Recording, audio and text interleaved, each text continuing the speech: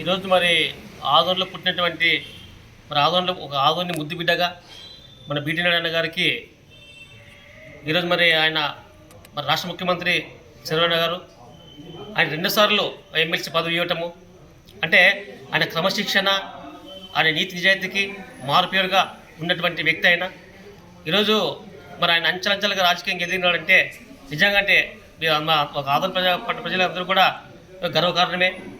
ఆదోన్లో ఉంటూ ఇక ఆదోన్లో విద్యా బుద్ధులు అన్నీ ఇక్కడే నేర్చుకుని ఈరోజు రాజకీయంగా ఆయన ఒక నాయకుడిగా ఎదగడంటే నిజంగా ఆయన కృషి ఎంతో ఉంది దీని మీద.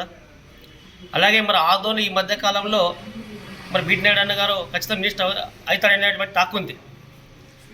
సో ఒకవేళ అయితే చాలా మంచిది, ఎందుకంటే మన ఆదోన్ కక్షలు ఏర్పడి ఇన్ని ఏళ్ళు కూడా మన ఆదోన్ ఎవరు కూడా మినిస్టర్ అనేది ఇవ్వలే.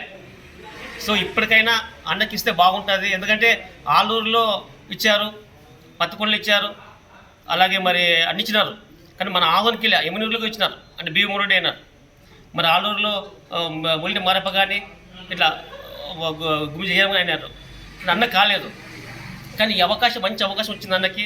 ఖచ్చితంగా అన్నకి మినిస్టర్ పదవి ఇస్తే ఆదోన్ అన్ని రకాలుగా డెవలప్మెంట్ చేస్తాడనేది ఒక ఆదోన్ ప్రజల్లో ఒక నమ్మకం ఉంది. అలాగే చాలామంది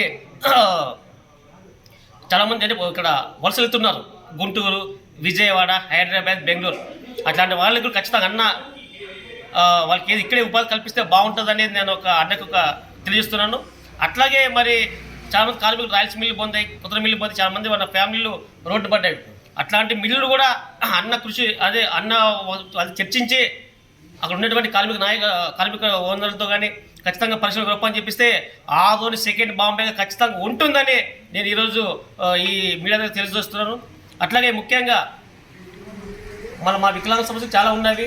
వికలాంగులకు ఉద్యోగ అవకాశాలు కానీ అలాగే ఖచ్చితంగా బ్యాక్లాంగ్ పోస్టులు ఖచ్చితంగా మరి అవి కూడా ఒకసారి ముఖ్యమంత్రి దృష్టి తీసుకుని అన్నీ మాట్లాడాలని నేను కోరుకుంటున్నాను.